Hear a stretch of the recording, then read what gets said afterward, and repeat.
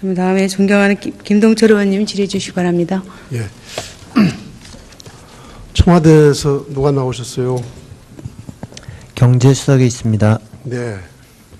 경제수석한테 질문할 것은 아니고요. 제 의견을 대통령한테 전달할 수 있죠? 네, 네, 반드시 전달하세요. 대통령께서 얼마 전에 비서실장 안종범 우병우 수석 문고리 3인방 사표 수리한 것은 그래도 평가할 만하다고 생각합니다. 그런데 비서실장 인사는 않고 민정수석, 홍보수석 인사부터 한 것은 진정성을 의심받기에 충분합니다. 민정수석을 통해서는 검찰 수사에 개입하고 홍보수석을 통해서는 변명부터 하겠다는 것 아닌가. 그래서 진정성을 의심하기에 충분하고 바로 그 진정성 없는 연장선상에서 오늘 대통령은 어떤 사과도 없이 야당과의 어떤 협의도 없이 국무총리를 지명하는 독선과 불통의 리더십을 다시 한번 보여줬다고 생각합니다.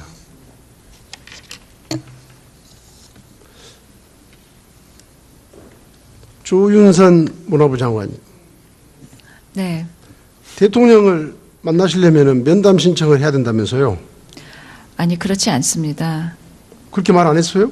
제가 예전 정부나 예전처럼 독대 신청을 해서 회의실을 잡고 그렇게 앉아가지고 하는 독대는 하지 않았다. 하지만 여러 계제에 대통령님과 둘이 현안에 관해서 얘기할 수 있는 기회는 얼마든지 있었고 또 여러 가지 방법으로 서로 상의를 하고 있다. 이렇게 말씀을 드렸습니다. 그러니까요. 독대를 하시려면 네. 독대 신청을 해야 된다면서요. 아니, 대통령님께 전화를 드려서 언제 뵙자고 말씀을 드릴 수도 있는 것이고 비서실에 전화를 드려서 대통령님 일정이 언제 괜찮으시냐고 말씀을 상의를 할 수도 있는 것이고 대통령님하고 만나려면은 무엇인가의 절차는 있어야지 되는 건 아니겠습니까? 아니 지금 오늘 아침 여러 언론에 보도된 데 보면은 면담 신청을 해서 만난다고 그렇게 돼 있잖아요. 본인이 그렇게 말씀을 하셨어요, 어저께? 아니, 저는 그런 내용으로는 말씀드리지 않았는데 교문위 상임위에서 제 발언이 좀 오해의 여지가 있게 표현이 불충분했었던 것 같습니다. 상임위에서는 정정을 했는데 언론에서는 미처 반영되지 않은 곳이 상당수 있었습니다. 도대체 청와대 수석이나 장관들이 무슨 대통령 만나는 것이 언제든지 전화하고 통화할 수 있고 지금 시간 되시면 지금 가서 뵙겠습니다. 이렇게 돼야지. 예? 그게 어떻게 어디 수석회의 같은 데서나 만나가지고서 잠깐 이야기하고 그게 되겠어요? 그러니까 박근혜 대통령의 문제는 누구 탓할 것도 없어요. 본인 자신에게 있는 거예요. 예? 야당이나 비판적인 국민과 소통 안 하는 것도 큰 문제지만 정권 내부에서 청와대 수석이나 장관들하고도 소통을 안 했다는 거예요. 예? 그래서 박근혜 대통령의 대화 상대는 청와대 수석이나 장관이 아니라 최순실밖에 없었다. 이렇게 국민들이 믿을 수밖에 없는 거고요. 그래서 최순실 국정농단의 원인은 대통령의 독선, 불통에 있었다. 이렇게 생각합니다. 최순실 씨를 전혀 모른다는 데서나 지금도 변함없죠. 예, 제가 여러 차례 질문을 받았고 항상 같은 답변을 드렸습니다. 지금 국민들께서 최순실을 아는 만큼 제가 최순실을 알고 있습니다. 그런데 김무성 전 대표나 전용욱 의원이 친박이 최순실을 모른다고 하는 것은 거짓말이다. 이렇게 말한 거 보셨어요?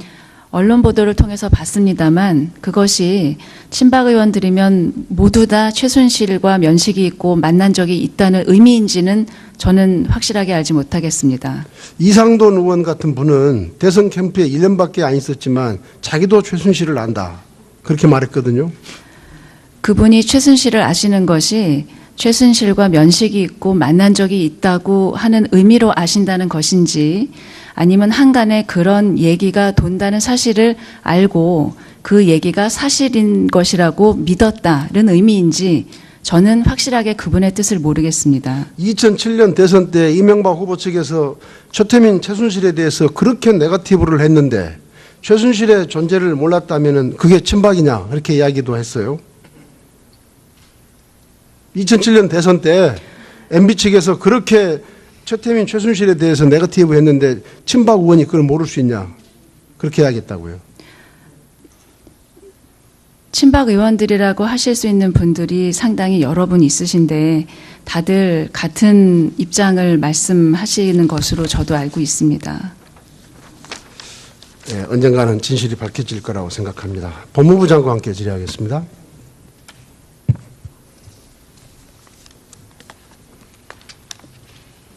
청와대가 압수수색을 거부했을 때 형소법 110조와 111조를 들었죠? 그렇습니다. 예. 그런데 그 110조에 보면 110조, 121조에 국가의 중대한 이익을 해하는 경우를 제하고는 그 책임자는 승낙을 거부하지 못한다고 돼 있잖아요.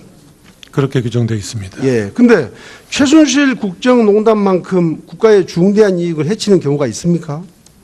당연히 승낙을 해야 되는 거 아니에요? 그 압수수색을 하면은 그 어떤 특정한 필요로 하는 물건이나 이런 데만 그 압수수색이 되는 것이 아니고 그 물건을 압수수색하기 위해서는 주변에 다른 물건들도 압수수색을 하게 됩니다. 그래서 그와 같은 이유로 아마 국가의 중대한 이익을 해하는 경우로 해당한다고 불승인을 한 것으로 생각을 합니다. 나중에 청와대가 자료를 이미 제출했는데 그 자료가 충실했고 수사에 도움이 되고 있습니까?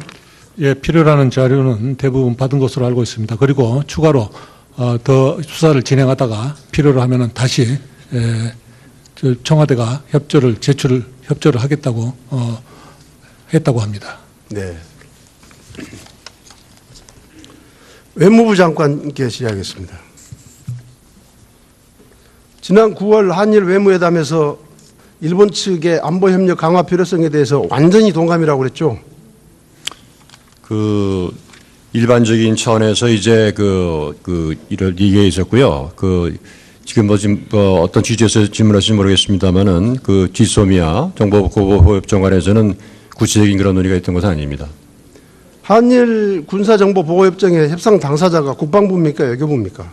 네, 국방부에서 지금 주무 부서로 국방부죠. 있습니다. 네. 근데 왜 외교부가 그렇게 막 말을 먼저 하고 다녀요? 지금 그런 취지로 얘기한 게 이제 북핵 문제 또 미사일 위협 이런 문제와 관련해서 그 한일 양국 간에도 이제 이 협의 필요성이 늘어나고 있다는 것을 말씀드린 거고요. 실제로 이제 한일 간의 외교장 회담이 있게 될 경우에는 북핵 문제나 미사일 문제가 가장 중요한 어젠다 중에 하나입니다. 또 그건 다른 나라도 마찬가지입니다. 한민구 국방장관은 금년 2월까지만 하더라도 협정 체결은 여건이 성숙돼야 가능하다고 그랬고 외교안보 수석도 환경 조성이 필요하다고 그랬는데 여건이 성숙됐고 환경이 조성됐습니까? 예, 아니 제가 지금 외교부 장관께 묻고 있습니다. 지금 그거는 우선 이제 국방부 장관님께서 한번 답변하시겠습니다만은 과거 이제 4차 핵실험 이후로 이제 이러한 문제에 대해서 정부 간의 논의가 많이 있었습니다만은 특히 5차 핵실험 이후에 과거 어느 때보다도 북한의 핵과 미사일 위협이 고도화되고 가속화되고 있기 때문에 정부 내에서도 그렇습니다만은 우리 이제 여러 지도층 내에서도 과거보다 훨씬 이 문제에 대해서 심각하게 위협을 느끼고 또 그러한 필요성에 대해서 얘기를 더 많이 하고 있습니다. 그러니까 그 여건과 환경이라는 것은 북한의 도발이었네요. 여러 가지 국방부 장관께 여쭤볼게요. 그런 뜻이었습니까?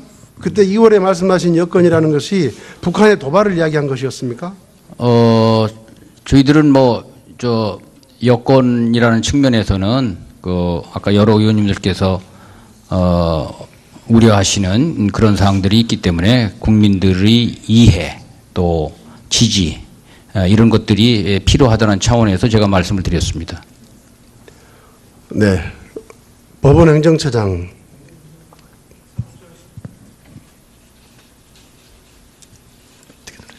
예, 사법지원실장 나와 있습니다.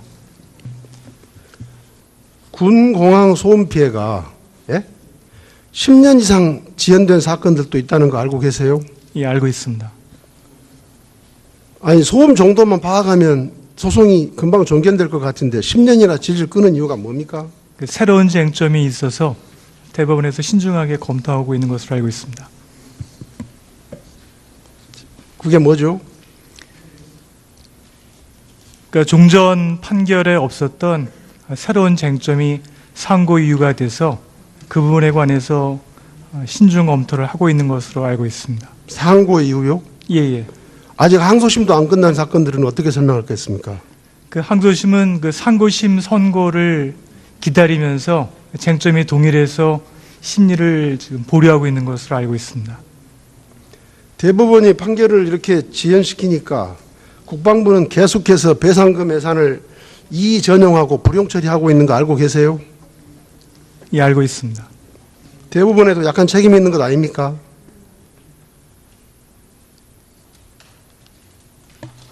빠른 시일 내에 선고가 될 수 있도록 가급적 지금 대법원의 군공항 소음 피해 기준은 농촌지역 80에클, 도시지역 85에클이죠. 예, 그렇습니다. 그런데 민간공항 있죠. 민간공항에서는 소음 기준이 몇 에클입니까? 알고 계세요? 지금 기억을 못 하고 있습니다. 75에클입니다. 네? 민간공항은 75에클이 기준인데, 그리고 냉난방 시설 전기료를 지원하고 있는데 75에클만 되면 대법원은 80에클, 85에클을 적용하고 있어요. 그런데 75에클과 85에클의 차이가 어느 정도인지 알고 계세요? 15에클 차이인데 이 차이가 어느 정도 되는지 알고 있냐고요. 이 차이가 말이죠. 10에클의 차이가 비행 횟수, 엔진 출력 8배 차이, 8배 차이. 예? 그러니까 어마어마한 차이죠. 비행 횟수에서 8배, 엔진 출력에서 8배 차이가 날 때 75에클과 85에클의 이 10에클 차이가 난다 이 말입니다. 그런데 민간공항은 75에클을 기준으로 하는데 대법원은 그걸 85에클로 하고 있으니 이게 말이 되는 이야기입니까 지금? 그리고 또 하나 85에클일 때 대법원이 배상하는 게 한 달에 3만 원이에요. 네? 한 달에 3만 원. 그런데 민간공항은 75에클 때 냉방으로 지원하는 전기료가 월 5만 원이에요. 냉방료 지원 금액이. 배상 금액이 아니고. 네? 아시겠죠? 얼마나 지금 대법원의 인식 기준이 아니한가를 제가 지금 이야기를 하는 겁니다. 그러다 보니까 말이죠. 소송 피해 주민들이 이익을 보는 게 아니라 재판에 그 기획 소송을 한 변호사들만 이익을 보고 있어요. 2011년 대구 K2 소음 피해 배상 소송에 참여한 주민이 2만 6천 명이었는데 변호사가 150억 가져갔어요. 자, 소송하면 이건 적어도 소음 기준이 법원 기준에 의해서 일정 기준 80에클, 85에클만 되면 무조건 이것은 정부가 질 수밖에 없는 소송이잖아요. 그렇죠? 그러면 이렇게 지금까지 한 500건 가까이 소송을 했고 배상을 한 5천억 정도 했는데 언제까지 대법원은 법원대로 정부는 정부대로 주민은 주민대로 계속해서 소송을 통해서 이 문제를 해결해야 됩니까? 얼마나 국가적인 행정적 낭비예요. 그렇지 않습니까? 입법적으로 해결이 되면 가장 좋을 것이라고 생각합니다. 네, 그러니까 그걸 대법원에서 그런 의견을 내시란 이야기입니다. 네? 얼마나 이 모든 전국의 모든 법원, 그 150만 명의 주민들 계속해서 이렇게 이 소송만 하고 있으면 되겠습니까? 국가적으로도 엄청난 행정적 낭비고 손실이죠. 그렇죠? 그리고 대법원이 그렇게 안 이야기하니까 정부, 국방부는 아이고, 소송에 의해서 져봐야 몇 분 되지도 않는데 우리가 왜 적극적으로 이 문제에 나서냐 이렇게 되는 것 아닙니까? 그렇죠? 그러니까 지금은 국가안보라든가 이런 것들 때문에 처음부터 세게 판결할 필요는 없지만 계속해서 그런 것을 암시하고 해서 국방부가 이걸 해결해내지 않으면 법원도 이제는 소음 기준도 배상 금액도 올릴 수밖에 없다 이런 이야기를 해야 될 것 아니겠습니까? 그렇죠? 재판사항이라서 직접 답변 드리기는 적절치는 않습니다만 의원님께서 말씀하시는 대로 이 문제는 궁극적으로 입법으로 해결이 돼가지고 장차 소송이 더 들어오지 않도록 처리가 되는 것이 가장 바람직하다고 생각을 합니다. 교육부 장관께서 일단 현장 검토본을 공개하고 나서 예. 이제 본다고 그랬는데 현장 검토본 공개하고 나서 여론이 나쁘면 국정교과서 시행 안 할 거죠? 뭐 그런 일이 없을 거라고 생각합니다만은 여론을 수렴해서 여론과 혹시 전문가의 의견들이 부정적으로 나오면 의견을 반영해서 예, 수정 보완하도록 하겠습니다. 아무튼요. 예. 지금은 박근혜 정부, 박근혜 대통령 지지율 이제 한 자릿수입니다. 한 자릿수 지지율의 대통령이 뭔가를 벌리면 안 돼요. 예? 역사 적어도 교과서는 지지율하고는 상관없는 겁니다. 학생들의 교육에 관한 사항입니다. 아니 국민 대다수가 반대하니까 지지율이 떨어지는 것 아닙니까?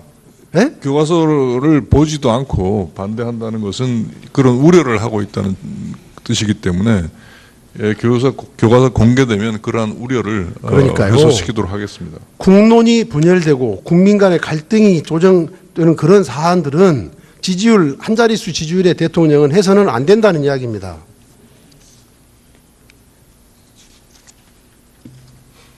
그다음 다시 한번 우리 문화부 장관께요.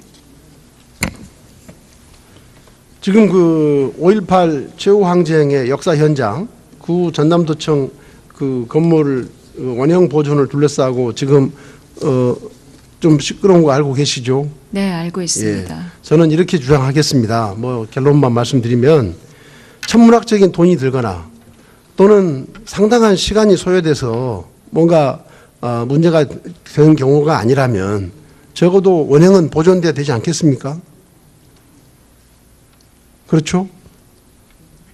예, 5.18 그 단체가 주장하고 있는 바가 그렇다고 알고 있습니다. 예, 좀 그쪽의 의견을 장관께서 좀 진지하게 경청을 좀 하실 생각 없으십니까? 그 제가 전당 측으로부터 보고를 받은 바에 의하면 그 오랜 시간을 두고 5.18 단체의 입장이 조금씩 변화가 있어서 그럼 차제에 확정적인 입장과 제안이 무엇인지 한번 들어보고 그것이 가능한지 여부를 좀 확정적으로 논의하자라고 하는 입장들을 서로 교환하고 있는 것으로 들었고, 저도 이번 기회에 양 단체가 양 측에서 좀 허심탄회하게 마지막 입장을 가지고 문제가 해결될 수 있기를 기대하고 있습니다. 동의하고 한번 있습니다. 그 대표단 의견을 네. 뭐 정말 국정에 바쁘시지만 한번 들으실 수 있는 시간을 내시면 좋겠습니다. 그렇게 한번 해주십시오. 예, 전당 측과 상의해서 잘 네. 해결되도록 하겠습니다. 전당 측 이야기만 듣지 마시고요. 예. 우리 기재부 차관께 질의하겠습니다. 예. 세계 4대 메가 스포츠에 수영 선수권 대회가 들어가죠. 세계 4대 메가 스포츠 대회에 수영 선수권 대회가 들어가죠. 제가 정확히 알지는 못합니다만. 예. 하계올림픽, 동계올림픽, 월드컵 축구 다음에 수영 선수권 대회라고 제가 그렇게 알고 있습니다. 그런데 기재부가 금년 예산에 편성된 국비 20억도 지금 수시 배정 예산으로 묶어가지고 배정을 않고 있어요. 왜 그렇습니까?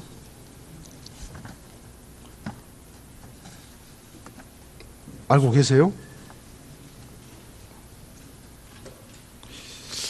수시 배정인가? 지금 정확하게 제가 아직 그 질의서를 못 봐가지고 정확하게 그 확인은 안 되고 있는데요. 제가 현재 가지고 있는 자료에 의하면은 총사업비 그 확정이 안 돼서 서로 협의 중에 있는 것으로 그렇게 알고 있습니다. 그러니까 기재부가 그렇게 이야기하고 있는데 총사업비 협의가 되지 않았을 때도 대구 세계 육상대회, 인천 아시안게임, 광주 하계대회, 하계 유니버시아드 대회 다 이게 국비 지원이 이루어졌어요. 그 전에 정부 승인 4년 전부터 국비 지원이 이루어진 경우도 있어요. 예? 한번 이거 살펴보시고 예. 그런 선례가 있으면 지원하는 게 맞지 않겠습니까? 그래서 지금 금년도에 지금 의원님 말씀대로 예산이 들어가 있고 내년도 예산안도 요구한 금액대로 지금 다 반영이 되어 있습니다. 그래서 전체 아마 규모가 좀 과다하게 늘어나는 것 때문에 아마 그 협의가 지금 진행되는 것 같은데요. 한번 살펴보도록 하겠습니다. 네, 마치겠습니다. 네, 김동철 의원님 수고하셨습니다. 다음은 새누리당에 존경하는 정원천 의원님 질의해 주시기 바랍니다.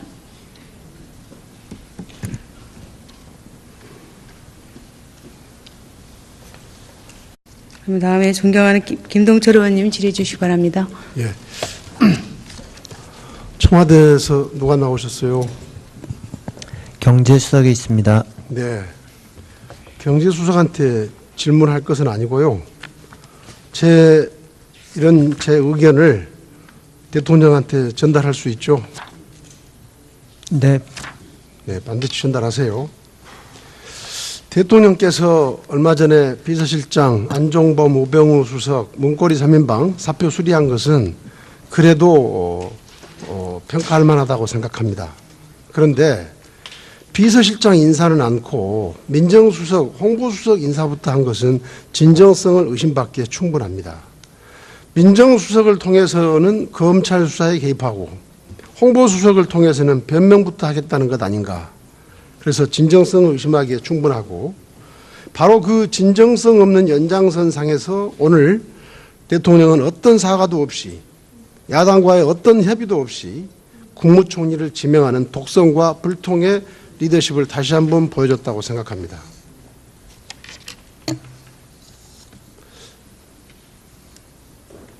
조윤선 아는 만큼 제가 최순실을 알고 있습니다. 근데 김무성 전 대표나 전용욱 의원이 친박이 최순실을 모른다고 하는 것은 거짓말이다 이렇게 말하는 거 보셨어요? 언론 보도를 통해서 봤습니다만 그것이 친박 의원들이면 모두 다 최순실과 면식이 있고 만난 적이 있다는 의미인지는 저는 확실하게 알지 못하겠습니다. 이상돈 의원 같은 분은 대선 캠프에 1년밖에 안 있었지만 자기도 최순실을 안다 그렇게 말했거든요.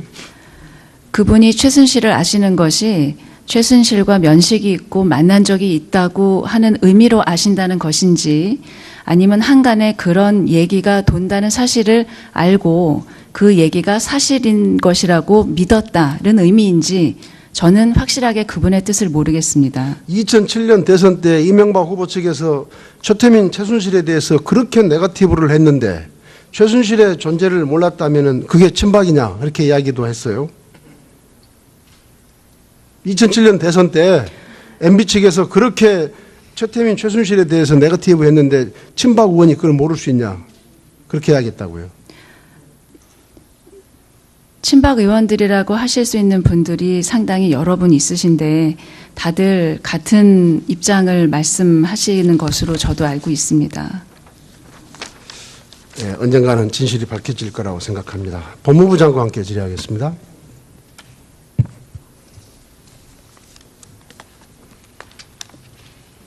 청와대가 압수수색을 거부했을 때 형소법 110조와 111조를 들었죠? 그렇습니다. 예.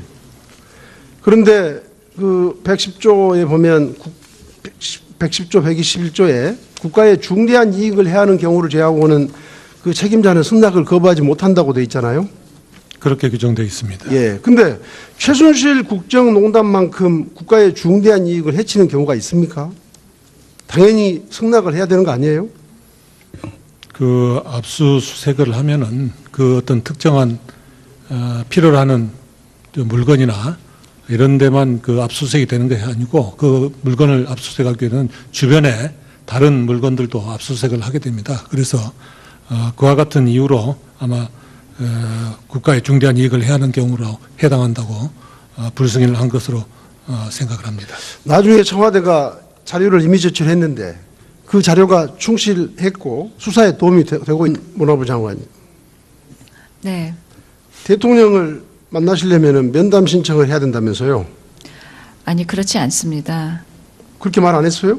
제가 예전 정부나 예전처럼 독대 신청을 해서 회의실을 잡고 그렇게 앉아가지고 하는 독대는 하지 않았다. 하지만 여러 계제에 대통령님과 둘이 현안에 관해서 얘기할 수 있는 기회는 얼마든지 있었고 또 여러 가지 방법으로 서로 상의를 하고 있다. 이렇게 말씀을 드렸습니다. 그러니까요. 독대를 네. 하시려면 네. 독대 신청을 해야 된다면서요. 아니 대통령님께 전화를 드려서 언제 뵙자고 말씀을 드릴 수도 있는 것이고 비서실에 전화를 드려서 대통령님 일정이 언제 괜찮으시냐고 말씀을 상의를 할 수도 있는 것이고 대통령님하고 만나려면은 무엇인가의 절차는 있어야지 되는 건 아니겠습니까?